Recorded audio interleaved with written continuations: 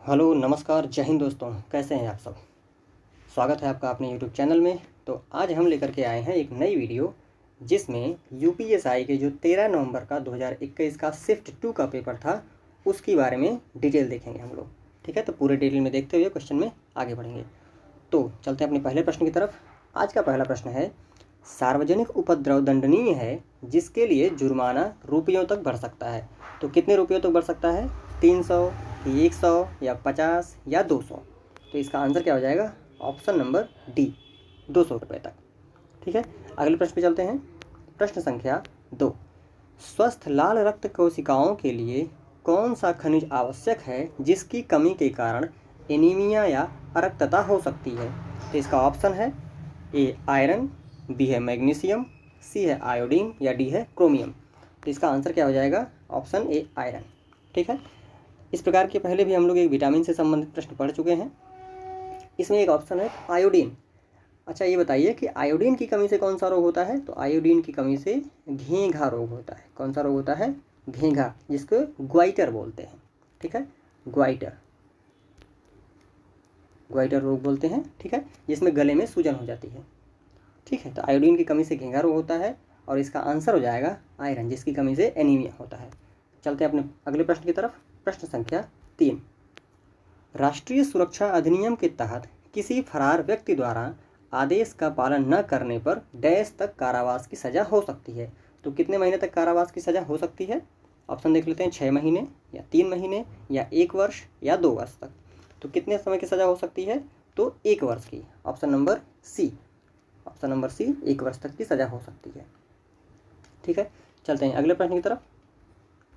प्रश्न संख्या 4, भारतीय संविधान की किस अनुसूची में केंद्र और राज्यों के बीच विधायी विषयों का त्रिस्तरीय वितरण उल्लिखित है? तो अनुसूची है 3री अनुसूची या 12वीं अनुसूची या 5वीं अनुसूची या 7वीं अनुसूची। तो इसका आंसर हो जाएगा 7वीं अनुसूची। अब एक बार हम लोग जो जो इसमें अनुसूचियाँ दी गई हैं उसको देख लेते हैं। बाकी सारी अनुसूचियों की एक वीडियो डिटेल में आएगी कुछ ही दिन के अंदर। तो 3री अनुसूची में क्या है? 3री अनुसूची में है शपथ। जो संवैधानिक पदों पर बैठे लोग हैं, उच्च स्तर पर बैठे लोग हैं, उनकी शपथ है। ठीक है, तो 3री में है शपथ। 12वीं अनुसूची में क्या है? इसकी चर्चा हम लोग कर चुके हैं पहले, बता देता हूँ एक बार। 12वीं अनुसूची में है जो शहरी स्थानीय निकाय है, शहरी स्थानीय निकाय है, उसके बारे में चर्चा की गई है। ठीक है, अब शहरी स्थानीय निकाय के लिए एक संविधान संशोधन हुआ था। कौन सा हुआ था वो लोग आप लोग कमेंट करके बताएंगे। 1992 में हुआ था, ये बता दे रहे हैं। ठीक है, 5वीं अनुसूची में क्या है? 5वीं अनुसूची में है 4 राज्यों को छोड़ करके, कौन कौन से 4 राज्य हैं? असम, मेघालय, त्रिपुरा, मिजोरम अर्थात AMTM। इन राज्यों को छोड़ करके बाकी सभी राज्यों के अनुसूचित जातियों और जनजातियों के, माफ़ कीजिएगा, अनुसूचित जनजातियों के जो उनका जो प्रशासन है उसका वर्णन किया गया है। तो अनुसूचित जनजातियों के प्रशासन का वर्णन किया गया है अनुसूची 5 में। ठीक है, बहुत इंपॉर्टेंट है। इसी से संबंधित अनुसूची 6वीं है। 6वीं अनुसूची में क्या है? 6वीं अनुसूची में है इन्हीं 4 राज्यों का, जो अनुसूचित जनजातीय राज्यों का है, इसका प्रशासन का वर्णन किया गया है। तो 6 में AMTM अर्थात असम, मेघालय, त्रिपुरा, मिजोरम का वर्णन किया गया है। अनुसूचित जातियों से, अनुसूचित जनजातियों से संबंधित जो उनका प्रशासन होता है उससे। और 5वीं में इन 4 को छोड़ के बाकी राज्यों का प्रशासन वर्णित है। ठीक है, ये बहुत इंपॉर्टेंट है, इसको याद जरूर रखिएगा। चलते हैं अगले प्रश्न की तरफ। प्रश्न संख्या 5 पर। प्रश्न संख्या 5 कह रहा है, किस देश ने वित्त वर्ष 2019-20 के दौरान भारत में अधिकतम FDI अंतर्वाह में योगदान दिया? तो इसका ऑप्शन है मॉरिशस या अमेरिका या यूनाइटेड किंगडम अर्थात UK या सिंगापुर। तो इसका सीधे से आंसर देख लेते हैं। इसका आंसर है सिंगापुर। ठीक है, इसका आंसर हो जाएगा सिंगापुर। चलते हैं अपने अगले प्रश्न की तरफ।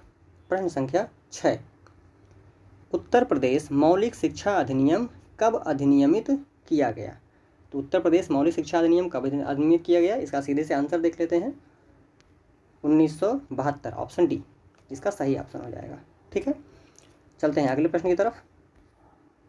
प्रश्न संख्या 7, भारत के संविधान का कौन सा अनुच्छेद व्यक्तिगत संपत्ति की सुरक्षा प्रदान करता है?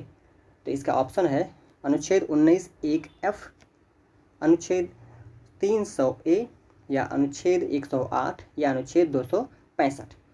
तो इसका आंसर हो जाएगा ऑप्शन बी, अनुच्छेद 300A में जो पर्सनल प्रॉपर्टीज़ हैं उसकी सुरक्षा के लिए ये बताता है।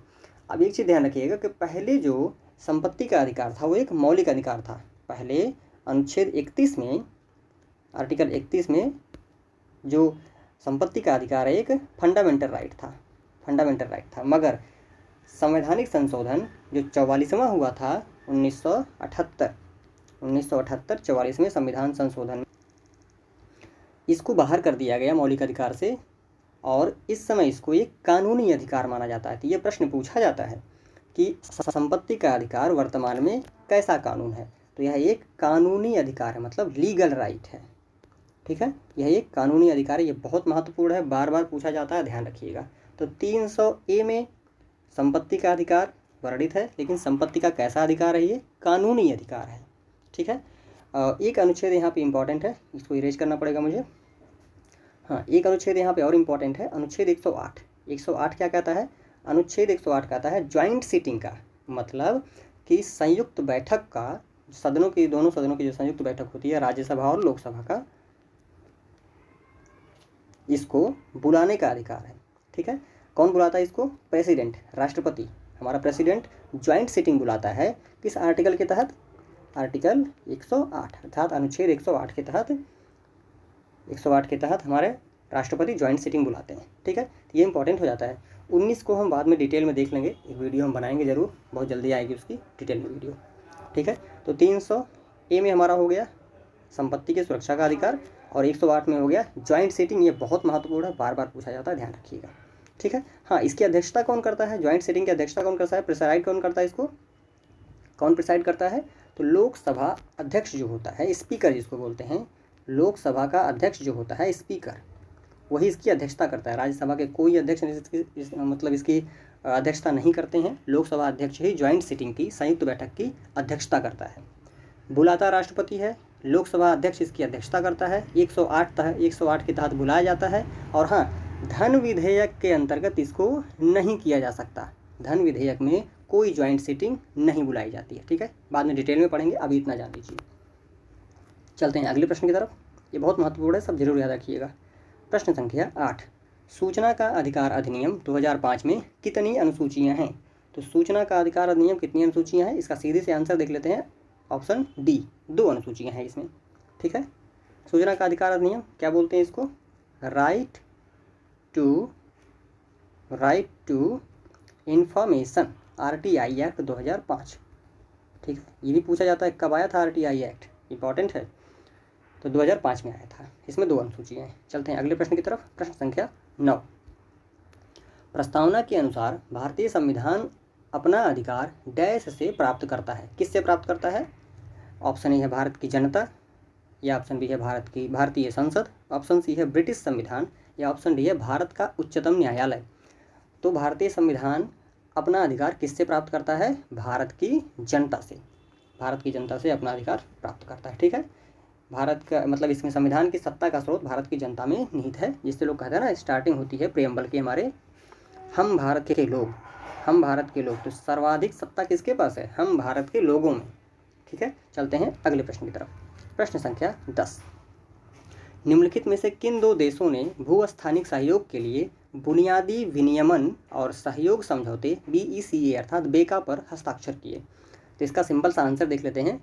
बेका पर हस्ताक्षर किया था भारत और USA ने। ठीक है, इंडिया प्लस USA ने। ठीक है, इस पर हस्ताक्षर किया था। चलते हैं अगले प्रश्न की तरफ। प्रश्न संख्या 11, निम्नलिखित में से कौन सा एक कर मुक्त अनुलाभ है? तो कौन सा एक कर मुक्त अनुलाभ है? महंगाई भत्ता, या भोजन लंच भत्ता, या समयोपरि या ओवर टाइम भत्ता, और अंतिम ऑप्शन है नियोक्ता द्वारा प्रशिक्षण। तो इसका आंसर क्या हो जाएगा? इसका आंसर हो जाएगा ऑप्शन डी, नियोक्ता द्वारा प्रशिक्षण। ये कर मुक्त अनुलाभ है। ठीक है, इसमें कोई कर नहीं लगता है। चलते हैं अगले प्रश्न की तरफ। प्रश्न संख्या 12, भारतीय संविधान का कौन सा भाग केंद्र और राज्य के बीच विधायी संबंधों से संबंधित है? तो इसका ऑप्शन देख लेते हैं। ऑप्शन ए है भाग 8, ऑप्शन बी है भाग 22, ऑप्शन सी है भाग 11, ऑप्शन डी है भाग 9। तो इसका आंसर क्या हो जाएगा? भाग 9, माफ़ कीजिएगा भाग 11, ऑप्शन सी भाग 11 इसका आंसर हो जाएगा। ठीक है, अब देखते हैं अगले प्रश्न की तरफ। प्रश्न संख्या 13, निम्नलिखित में से कौन सा मांसाहारी का एक उदाहरण है? ये सबसे सिंपलेस्ट क्वेश्चन में एक है, इसका सीधे से आंसर हो जाएगा शेर, क्योंकि गेंडा, भालू जैसा जानवर, कोआला और हिरण ये तीनों मांसाहारी नहीं होते हैं। शेर ही एकमात्र इसमें ऐसा जीव है इस ऑप्शन में जो मांसाहारी है। अच्छा, कोआला क्या होता है? कोआला भालू जैसा ही दिखने वाला जीव होता है, ये ऑस्ट्रेलिया में पाया जाता है, लेकिन ये पत्तियों पर अपना जीवन पालन करता है, पत्तियों और घास फूस को खा करके, तो ये मांसाहारी नहीं होता है। ठीक, चलते हैं अगले प्रश्न की तरफ। प्रश्न संख्या 14, जल प्रदूषण की रोकथाम और नियंत्रण अधिनियम किस वर्ष लागू किया गया? ठीक है, इसका ऑप्शन है 1994 या 1964 या 1974 या 1984। तो इसका आंसर क्या हो जाएगा? Option C 1974। ठीक, इसका आंसर हो जाएगा 1974। अब एक इसमें इम्पॉर्टेंट है, इसके अलावा हुआ था एक वायु प्रदूषण निवारण और नियंत्रण अधिनियम। तो एयर पोल्यूशन वाला कब लागू किया गया था? इसको 1981 में। ये इंपॉर्टेंट है, पूछता है मैचिंग में, बहुत बार पूछ लेता है प्रश्न में। तो जल प्रदूषण का हुआ था 1974 में, और एयर पोल्यूशन का मतलब वायु प्रदूषण का हुआ था 1981 में। और एक पर्यावरण संरक्षण अधिनियम भी हुआ था, पर्यावरण संरक्षण अधिनियम, पर्यावरण संरक्षण एक्ट, ये कब हुआ था? ये 1986 में हुआ था। बहुत इंपॉर्टेंट है फ्रेंड्स, ध्यान रखिएगा। इसके अलावा एक सबसे महत्वपूर्ण है कि वाइल्ड लाइफ प्रोटेक्शन एक्ट, अर्थात वन्य जीव संरक्षण अधिनियम, WPA बोलते हैं इसको, वाइल्ड लाइफ प्रोटेक्शन एक्ट, वन्य जीव संरक्षण अधिनियम, ये कब हुआ था? ये बहुत महत्वपूर्ण है, 1972 में हुआ था। तो इन तीनों में से सबसे पहले कौन हुआ था? वन्य जीव संरक्षण अधिनियम 1972 में, फिर उसके बाद जल प्रदूषण वाला हुआ था 1974 में, फिर एयर पोल्यूशन वाला 1981 में, और पर्यावरण संरक्षण वाला 1986 में। ये चारों के चारों बहुत महत्वपूर्ण है, हर एग्जाम में लगभग पूछे जाते हैं ये प्रश्न यहाँ से। ठीक, चलते हैं अगले प्रश्न की तरफ। प्रश्न संख्या 15, भारतीय संविधान में राज्य के नीति निर्देशक तत्वों की अवधारणा को डैश से लिया गया है? तो किस देश से लिया गया है नीति निर्देशक तत्वों को? तो इसका ऑप्शन है आयरिश संविधान से, ऑप्शन बी है अमेरिकी संविधान से, ऑप्शन सी है जर्मन संविधान से, ऑप्शन डी है जापानी संविधान से। तो इसका आंसर हो जाएगा ऑप्शन ए, आयरिश संविधान से। तो DPSP, directive principles of state policy, DPSP कहाँ से लिया गया है? ये आयरलैंड से लिया गया है, आयरिश संविधान से। ठीक है, अब इसमें महत्वपूर्ण एक है अमेरिकी संविधान। अमेरिकी संविधान से क्या क्या लिया गया, थोड़ा थोड़ा देख लेते हैं। तो अमेरिकी संविधान से मौलिक अधिकार मतलब फंडामेंटल राइट लिया गया है, और न्यायिक पुनराविलोकन लिया गया है, मतलब जुडिशियल रिव्यू बोलते हैं इसको, न्यायिक पुनराविलोकन। उपराष्ट्रपति के पद और उन पर महाभियोग की प्रक्रिया ली गई है। जो उपराष्ट्रपति हमारे होते हैं उन पर जो महाभियोग चलता है और उनका पद जो होता है उससे, वो कहाँ से लिया गया है? अमेरिकी संविधान से। तो वाइस प्रेसिडेंट का पद और उन पर महाभियोग की प्रक्रिया ली गई है अमेरिकी संविधान से। जर्मनी से क्या लिया गया है? जर्मनी से लिया गया है आपातकाल में जो मौलिक अधिकार का निलंबन होता है, आपातकाल में मौलिक अधिकार का निलंबन जो होता है वो जर्मनी से लिया गया है। तो लिख देता हूँ थोड़ा सा, मौलिक अधिकार का निलंबन, मौलिक अधिकार इसको ख़त्म कर दिया जाता है, मतलब पूरी तरह से नहीं, डिटेल में पढ़ेंगे बाद में। कुछ मौलिक अधिकारों को इसको निलंबित कर दिया जाता है। ये राष्ट्रपति के पास होता है, सांसद के पास फिलहाल होता है। और जापान के संविधान से क्या होता है? जापान के संविधान से सिंपल है, जापान से लिया गया है विधि द्वारा स्थापित प्रक्रिया, विधि द्वारा स्थापित प्रक्रिया। ये मैचिंग में कई बार आ जाता है प्रश्न, विधि द्वारा स्थापित प्रक्रिया। ठीक है, थोड़ा सा लिखने में समस्या है, तो देख लेते हैं, फिर से एक बार रिवाइज कर लेते हैं जल्दी से। आयरिश संविधान से इस नीति निर्देशक तत्व लिए गए हैं, अमेरिकी संविधान से फंडामेंटल राइट अर्थात मूल कर्तव्य लिए गए हैं, जुडिशियल रिव्यू अर्थात न्यायिक पुनराविलोकन लिया गया है, और उपराष्ट्रपति का पद और महाभियोग की प्रक्रिया ली गई है, ये अमेरिका से। जर्मनी से क्या लिया गया है? जर्मनी से मौलिक अधिकार आपातकाल के संबंध में कैसे खत्म होते हैं वो लिया गया है। जापान से लिया गया विधि द्वारा स्थापित प्रक्रिया। ठीक है, बहुत महत्वपूर्ण है, इसको याद रखिएगा। कई देशों का पूछता है। कनाडा से क्या लिया? कनाडा से फेडरल सिस्टम मतलब जो संघीय व्यवस्था है वो कनाडा से ली गई है। कनाडा से क्या लिया गया? संघीय व्यवस्था है। पूरा डिटेल में हम लोग बाद में पढ़ेंगे, अभी याद रखिएगा बस थोड़ा सा। चलते हैं अगले प्रश्न की तरफ। प्रश्न संख्या 16। बहुत डिटेल में बताएंगे तो वीडियो बहुत ज़्यादा लंबी हो जाएगी फ्रेंड्स, इसलिए जो आंसर है उसी के इर्द गिर्द हम लोग घूम के अभी रहते हैं, ठीक है। प्रश्न संख्या 16, राष्ट्रीय कृषि उच्च शिक्षा परियोजना NAHEP विश्व बैंक और भारत सरकार द्वारा किस अनुपात में वित्त पोषित है? तो वर्ल्ड बैंक और भारत सरकार द्वारा किस अनुपात में वित्त पोषित है ये? तो इसका आंसर हो जाएगा सीधे 50-50। मतलब वर्ल्ड बैंक कितना देता है, विश्व बैंक कितना देता है? 50%। और भारत सरकार कितना देती है? मतलब भारत सरकार गवर्नमेंट ऑफ इंडिया कितना देती है? 50%। दोनों द्वारा 50+50 इससे वित्त पोषित है, ठीक है। अगला प्रश्न पे चलते हैं। प्रश्न संख्या 17, राष्ट्रीय मानवाधिकार आयोग का अध्यक्ष डैश होना चाहिए? तो राष्ट्रीय मानवाधिकार का अध्यक्ष कौन होना चाहिए? ऑप्शन देख लेते हैं, इसका सीधे आंसर देख लेते हैं थोड़ा सा और इसके बारे में डिस्कस कर लेंगे। इसका आंसर हो जाएगा ऑप्शन नंबर ए, सर्वोच्च न्यायालय के सेवानिवृत्त मुख्य न्यायाधीश या सर्वोच्च न्यायालय के सेवानिवृत्त न्यायाधीश, ये होना चाहिए सर्वोच्च न्यायालय के, ध्यान रखिएगा, राष्ट्रीय मानवाधिकार आयोग का अध्यक्ष। अब इसका स्थापना कब हुई थी? इसकी स्थापना हुई थी अक्टूबर 1993 में। इसकी स्थापना कब हुई थी? 1993 में, ठीक है। और सबसे पहले जो इसके अध्यक्ष थे, इसके सबसे पहले प्रेसिडेंट कौन थे, अध्यक्ष कौन थे? श्री रंगनाथ मिश्रा थे। रंगनाथ मिश्रा इसके सबसे पहले अध्यक्ष थे, रंगनाथ मिश्रा जी, ठीक है, ध्यान रखिएगा। रंगनाथ मिश्रा इसके पहले अध्यक्ष थे। तो राष्ट्रीय मानवाधिकार अध्यक्ष, इसको बोलते हैं NHRC, national human right commission, ठीक है, याद रखिएगा। 1993 अक्टूबर में इसकी स्थापना हुई थी, ठीक है। अगले प्रश्न पे चलते हैं। प्रश्न संख्या 18, पादप निकाय के किस भाग को पौधों का खाद्य कारखाना कहा जाता है? बहुत बढ़िया प्रश्न है ये, देखते हैं इसका ऑप्शन देखते हैं, फूलों को या पत्तों को या तनों को या जड़ को। तो इसका आंसर क्या हो जाएगा? ऑप्शन बी, पत्तों को। क्यों पत्तों को कहते हैं? क्योंकि प्रकाश संश्लेषण के माध्यम से पत्ते ही पूरे पौधे के लिए भोजन का निर्माण करते हैं, ठीक है। प्रकाश संश्लेषण के द्वारा पत्ते पौधों के लिए भोजन का निर्माण करते हैं। अब यहाँ पे दो टर्म्स आते हैं, एक होता है फ्लोएम क्या करता है? जो पत्ता खाना बनाता है उस भोजन को पूरे पौधे तक पहुँचाने का काम करता है। तो फ्लोएम क्या करता है? फूड को पहुँचाने का काम करता है पूरे पौधे में, ठीक है, ध्यान रखिएगा, फ्लोएम से फूड। अब दूसरा आता है जाइलम क्या करता है? जो जड़ें नीचे से मिट्टी से पानी का अवशोषण करती हैं, जल का अवशोषण करती हैं, उसको पूरे पौधे तक पहुंचाने का काम किसका होता है? तो जाइलम का होता है। तो जाइलम क्या ले जाता है? जल ले जाता है। फ्लोएम क्या ले जाता है? फूड ले जाता है। इसको ध्यान रखिएगा, बड़े आराम से याद रहेगा, ये पूछा जाता है। तो इसका आंसर हो जाएगा पत्ता। खाद्य कारखाना किसको कहा जाता है? पत्तों को। चलते हैं अगले प्रश्न की तरफ। प्रश्न संख्या 19, 1498 में भारत पहुंचने वाले पहले यूरोपीय कौन थे? तो सबसे पहले यूरोपीय कौन थे? फ्रांसीसी, डेनिश, अंग्रेज या पुर्तगाली? तो इसका आंसर क्या हो जाएगा?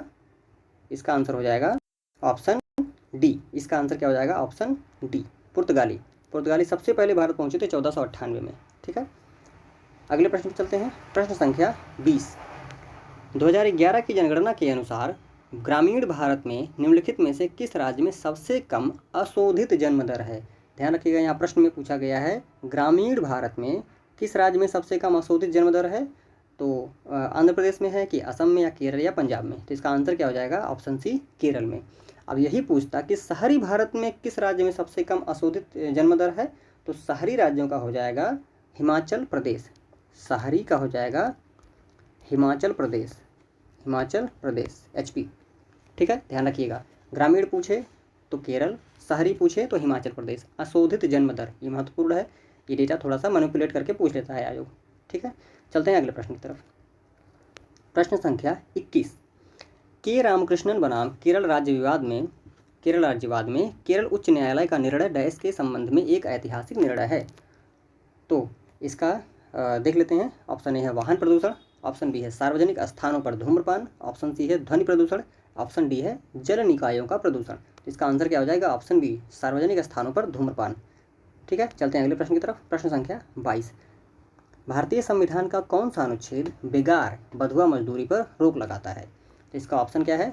ऑप्शन है 14, अनुच्छेद 14, ऑप्शन बी है अनुच्छेद 7, ऑप्शन सी है अनुच्छेद 32 या ऑप्शन डी है अनुच्छेद 23। तो इसका आंसर हो जाएगा अनुच्छेद 23। बधुआ मजदूरी पर कौन रोक लगाता है? अनुच्छेद 23। अब अनुच्छेद 14 देख लेते हैं एक बार। अनुच्छेद 14 में क्या दिया है? विधि के समक्ष समानता। विधि के समक्ष समानता, इस पर पहले भी चर्चा की जा चुकी है। विधि के समक्ष समानता, विधि के समक्ष समानता, समझ लीजिएगा थोड़ा सा। और अनुच्छेद 32 में क्या है? इसकी भी चर्चा कर चुके हैं। अनुच्छेद 32 में है संवैधानिक उपचारों का अधिकार, जो सुप्रीम कोर्ट को प्राप्त है। संवैधानिक उपचारों का अधिकार, तो उपचारों का अधिकार लिख दे रहे हैं, उपचारों का अधिकार, ठीक है। ये सुप्रीम कोर्ट को पाता है, सुप्रीम कोर्ट इसके कार्य करता है। अब एक चीज़ बताइए, सुप्रीम कोर्ट इसके तहत रिट जारी करता है फंडामेंटल राइट को बचाने के लिए। एक प्रश्न हम आपसे पूछ रहे हैं कि हाई कोर्ट किस अनुच्छेद के तहत रिट जारी करता है? हाई कोर्ट किस अनुच्छेद के तहत रिट जारी करता है? रिट किसके तहत जारी करता है हाई कोर्ट? ये आप लोग कमेंट बॉक्स में बताइए, ज़रूर बताइए, क्योंकि हम इसकी चर्चा कर चुके हैं। अगर नहीं देखे हैं प्रीवियस वीडियो, उसमें जाके डिटेल में देखिए, उसमें बताए हैं कि हाई कोर्ट किस अनुच्छेद के तहत करता है और सुप्रीम कोर्ट किस अनुच्छेद के तहत करता है। ठीक है, चलते हैं अगले प्रश्न की तरफ। प्रश्न संख्या 23। यदि कोई विदेशी नागरिक अश्लील सामग्री प्रकाशित करने के लिए भारतीय सर्वर का उपयोग करता है तो वह डैश के तहत दंडनीय होगा, दंडनीय हो सकता है। ऑप्शन ए है विदेशी नागरिक का साइबर कानून। क्यों होगा भैया? विदेशी नागरिक का साइबर कानून होगा ही क्यों, वो तो बच जाएगा फिर। भारत में साइबर कानून, बिल्कुल यही आंसर हो जाएगा हमारा। भारत में जो साइबर कानून है उसी का, अगर उसी के तहत वो दंडनीय होगा। ठीक है, तो इसका आंसर हो जाएगा ऑप्शन बी। चलते हैं अगले प्रश्न की तरफ। प्रश्न संख्या 24। भारतीय संविधान के किस अनुच्छेद में उल्लिखित है कि सर्वोच्च न्यायालय एक अभिलेख न्यायालय, कोर्ट ऑफ रिकॉर्ड होगा? तो किस अनुच्छेद में वर्णित है ये? ऑप्शन देखते हैं, अनुच्छेद 125 या अनुच्छेद 117 या अनुच्छेद 121 या अनुच्छेद 129। तो अभिलेख न्यायालय, इसका आंसर हो जाएगा ऑप्शन डी, अनुच्छेद 129। अभिलेख न्यायालय सुप्रीम कोर्ट को किससे शक्ति मिलती है? अनुच्छेद 129 से। ठीक है, चलते हैं अगले प्रश्न की तरफ। प्रश्न संख्या 25। भारतीय संविधान के अनुसार कारखाने में रोजगार के लिए बच्चे की न्यूनतम आयु कितनी होनी चाहिए? ऑप्शन ए है 12 वर्ष, ऑप्शन बी है 18 वर्ष, ऑप्शन सी है 21 वर्ष या ऑप्शन डी है 14 वर्ष। तो इसका आंसर हो जाएगा ऑप्शन डी 14 वर्ष। 14 वर्ष से कम बच्चों को कारखानों में नियुक्त की हमारी संविधान इजाज़त नहीं देता है। ठीक है, चलते हैं अगले प्रश्न की तरफ। प्रश्न संख्या 26। उत्तर प्रदेश राजस्व कोड निम्नलिखित में से किस वर्ष में स्थापित किया गया? इसका ऑप्शन है 2010 या 2012 या 2008 या 2006। तो इसका आंसर हो जाएगा ऑप्शन डी 2006। उत्तर प्रदेश राजस्व कोड कब बना था? 2006। महत्वपूर्ण है ये उत्तर प्रदेश के किसी भी एग्जाम के लिए। चलते हैं अगले प्रश्न की तरफ। प्रश्न संख्या 27। भारत में हरित क्रांति द्वारा चावल और गेहूं की खेती के लिए किस तरह के बीज प्रचलन में लाए गए थे? तो हरित क्रांति सबसे पहले, अच्छा इसका आंसर देखते हैं, फिर थोड़ी सी हरित क्रांति पे बात कर लेते हैं।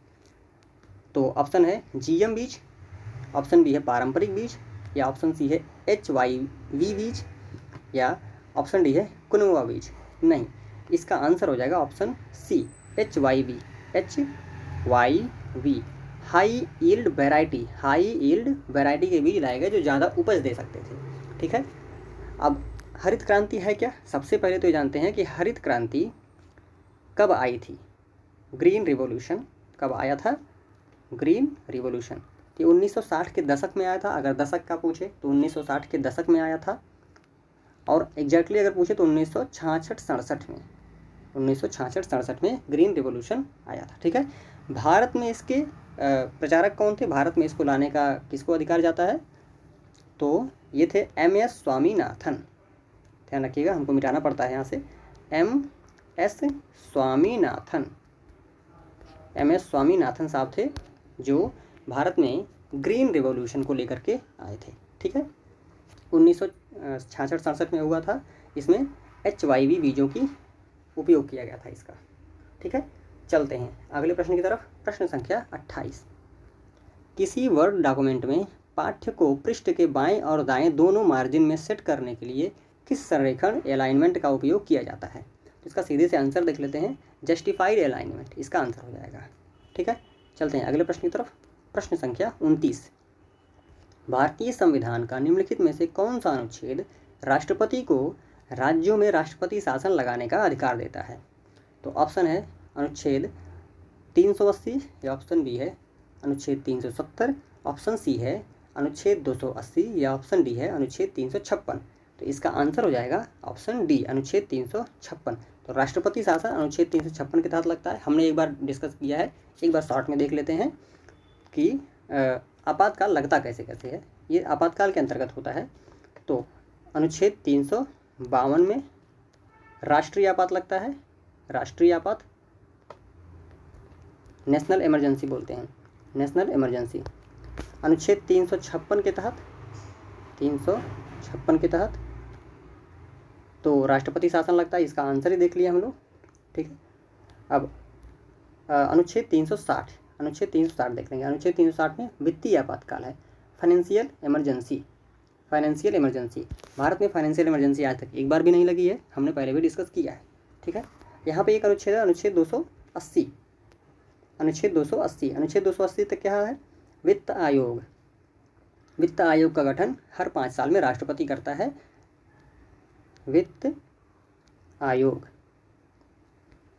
फाइनेंशियल कमीशन, ठीक, हर 5 साल में राष्ट्रपति करता है अनुच्छेद 280 के तहत।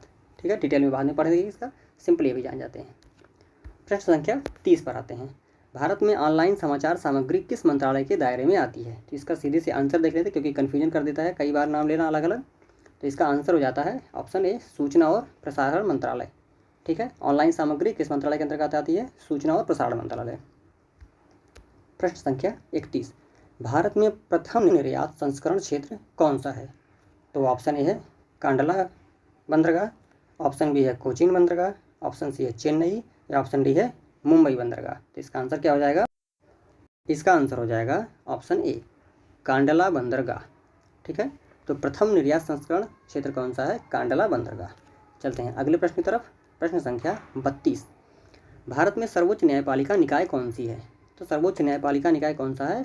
ए है भारत के राष्ट्रपति, बी है उच्च न्यायालय, या सी है ब्रिटिश प्रिवी काउंसिल, या डी है उच्चतम न्यायालय। तो वर्तमान के अनुसार इसका आंसर हो जाएगा उच्चतम न्यायालय, यही सही आंसर है। सर्वोच्च न्यायपालिका कौन सी है अभी? निकाय कौन सी है? उच्चतम न्यायालय। ठीक है, चलते हैं अगले प्रश्न की तरफ। प्रश्न संख्या 33,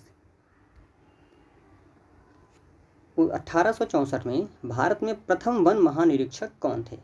तो इनका सीधे से आंसर देख लेते हैं। प्रथम वन महानिरीक्षक कौन थे? डाइट्रिच ब्रैंडिस, डाइट्रिच ब्रैंडिस, यहाँ पे हिंदी है डाइट्रिच ब्रैंडिस, इसका आंसर हो जाएगा। ठीक है, चलते हैं अगले प्रश्न की तरफ। प्रश्न संख्या 34, राज्य मानवाधिकार आयोग के अध्यक्ष और सदस्यों की नियुक्ति कौन करता है? तो राज्य मानवाधिकार आयोग की नियुक्ति कौन करता है सदस्यों की? तो इसका आंसर देख लेते हैं सीधे, राज्य के राज्यपाल। क्योंकि अभी हमने ऊपर पढ़ा है कि राष्ट्रीय मानवाधिकार के आयोग और अध्यक्ष की नियुक्ति कौन करता है सदस्यों की? अध्यक्ष और सदस्यों की नियुक्ति राष्ट्रीय मानवाधिकार का राष्ट्रपति करता है, नेशनल ह्यूमन राइट कमीशन का राष्ट्रपति करता है, और स्टेट ह्यूमन राइट कमीशन का राज्यपाल करता है। ठीक है, तो ये डिफरेंस जानिएगा। अच्छा हाँ, इसका ठीक है बाद में डिटेल देख लेंगे, अभी इतना जानिए। प्रश्न संख्या 35, भारत की संसद द्वारा पंचायत अनुसूचित क्षेत्रों में विस्तार अधिनियम किस वर्ष में लागू किया गया? तो ये बहुत बार पूछा गया प्रश्न है, बहुत सिंपल है। ऑप्शन ए है 2010, ऑप्शन बी है 1984, ऑप्शन सी है 1996, या ऑप्शन डी है 2015। तो इसका आंसर हो जाएगा ऑप्शन सी, 1996। तो इसको पेशा अधिनियम बोलते हैं। क्या बोलते हैं? पेशा एक्ट। तो panchayat extension scheduled area act. ठीक, तो ये पंचायत एक्सटेंशन से संबंधित है, 1996 में हुआ था। चलते हैं अगले प्रश्न की तरफ। प्रश्न संख्या 36, भारत में राज्य विधानसभाओं का चुनाव कौन करता है? कौन आयोजित करता है राज्य विधानसभाओं का चुनाव आयोग? तो ऑप्शन देख लेते हैं, भारत निर्वाचन आयोग, ऑप्शन बी है राज्य चुनाव आयोग, या ऑप्शन सी है राज्य के राज्यपाल, या ऑप्शन डी है राज्य के उच्च न्यायालय। तो इसका आंसर हो जाएगा भारत निर्वाचन आयोग, ऑप्शन ए। अब राज्य विधानसभाओं का है, इसलिए गलती से राज्य चुनाव आयोग नहीं होगा, ये मत करिएगा। भारत निर्वाचन आयोग ही राज्य विधानसभाओं का चुनाव करवाता है, ठीक है।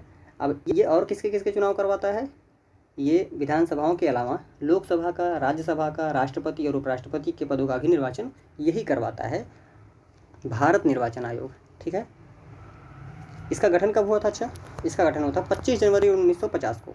इसका गठन हुआ था 25 जनवरी 1950 को, 25 जैन को, ठीक है। इसीलिए 25 जनवरी को वोटर दिवस भी मनाया जाता है, विशेष ध्यान रखिएगा। 25 जनवरी को वोटर्स डे मनाया जाता है। अब प्रश्न संख्या 36 के अलावा आगे चलते हैं 37 पर। संसद के दोनों सदनों की संयुक्त बैठक को बुलाने का, देख लेते हैं, संसद के दोनों सदनों की संयुक्त बैठक बुलाने का अधिकार किसके पास है?